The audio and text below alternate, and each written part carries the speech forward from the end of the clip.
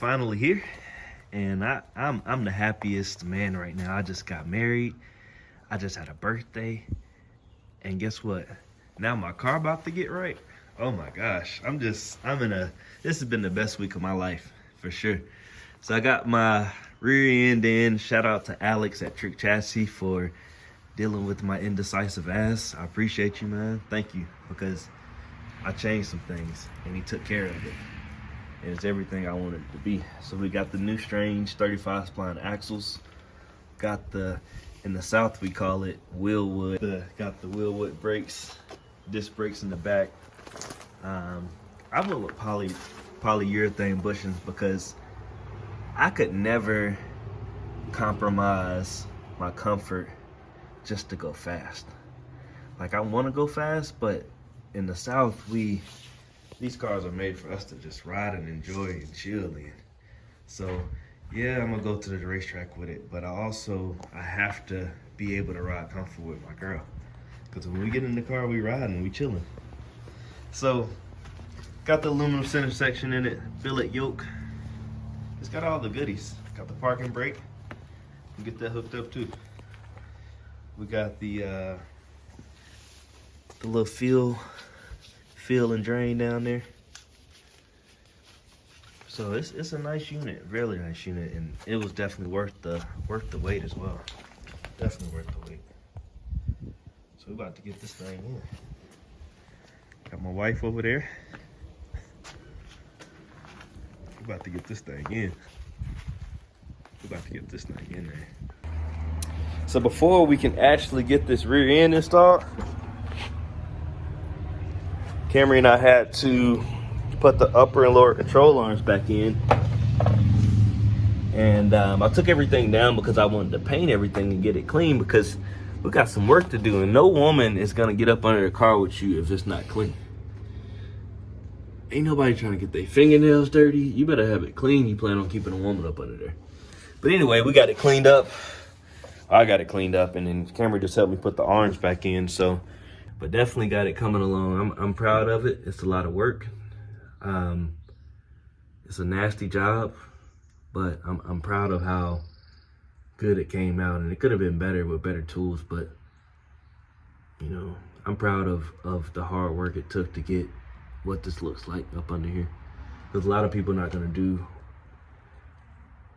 what I did to my car. Maybe people who have a lift and a sandblaster and all that stuff, yeah, you can get that, but you could never get this at the house on your back by yourself. Maybe with 15 people, it can look better, but it's not gonna look this good unless you put some work in. So while I'm down here, I do want to take a moment to talk about coilovers. A lot of people have asked me about my stance. A lot of people have asked me about the ride comfort, the ride quality. At the end of the day, every man wants a beautiful stance, and we want a comfortable ride. People that tell you they don't care about comfortability, they are lying. They are lying. Everybody wants to be comfortable, and everybody wants to ride good, and they want to perform well at the track. They want to turn some knobs and perform well at the track. Turn some more knobs and be back on comfortable.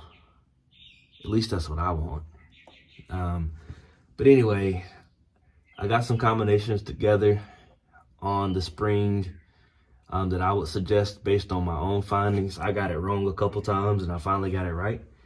And so I'm excited to share with any of my customers, anybody that wants to buy coilovers. I can help take you around the unknowns. I can help you take around whatever you need to know. I mean, if you're looking to lower your car 1 inch and keep it riding like factory, we have a solution for that. If you want to slam your car and you're not worried about comfort too much, and you want to perform at just autocross events, you know, we got a combination for that as well. So any G-body that needs to get their stance right, performance improvement within their suspension, holler at me. Melvin Helm is another fantastic resource. So shout out to Melvin Helm, because he taught me the game on the suspension stuff with my own car. And the story on my car is, and this is how I met Melvin, is because I was trying to get my suspension right on my car. My car used to sit That was pretty much the stance right there. My engine is out right now, and that's why I'm sitting so high. But my stance used to be like this all the time, even with the engine in. I had a very beautiful car, but the stance just absolutely sucked, and it was embarrassing. And so I didn't care what I had to do, but I told Melvin, I got to drop my suspension down 5.5 inches from where it was. So now the car sits like right here. So it's really, it was close to, it's not this dramatic, but it was actually 5 inches higher than what I needed it to be. So anyway,